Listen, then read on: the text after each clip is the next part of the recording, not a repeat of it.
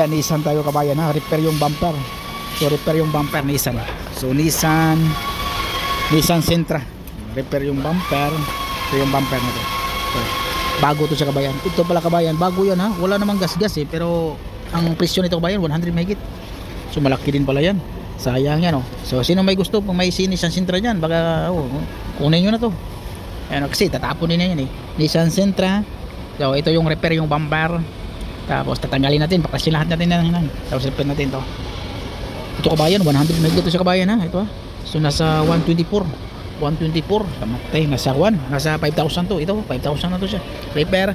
Tapos ito i-repair natin itong running board. Yay, ito dito original eh.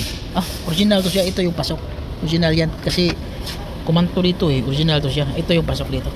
Ito repair natin to. Ito rin repair natin to. Yan o. So yan lang. So ang bayad pala nito kabayan, mayroon tayong 10 oras nito pag repair. Pasok din pala siguro yun. Ang bayad nito kabayan nasa 3,000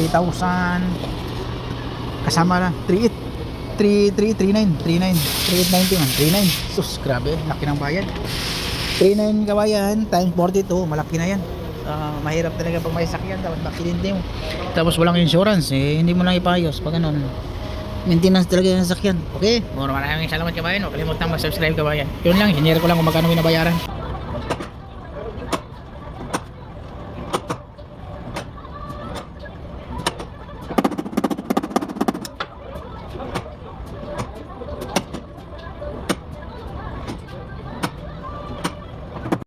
Ito na kabayan, pave na tayo, unang patong natin. Akala ko yung linya dito kanina original, pa ganun, hindi pala. So kaya pala yung linya dito pumasok siya dito kabayan, nagkalinya dito ngayon. Sumagi to dito siguro.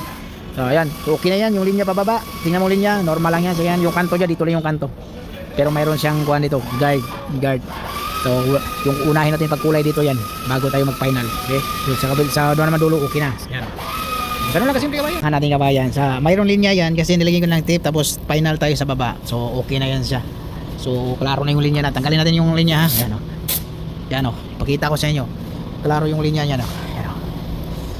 Pak. Ayan o. Diba? May linya talaga yan o. Yung dito walang repair eh. Kita mo yan diba? So diretso yan doon. Diba? Kita.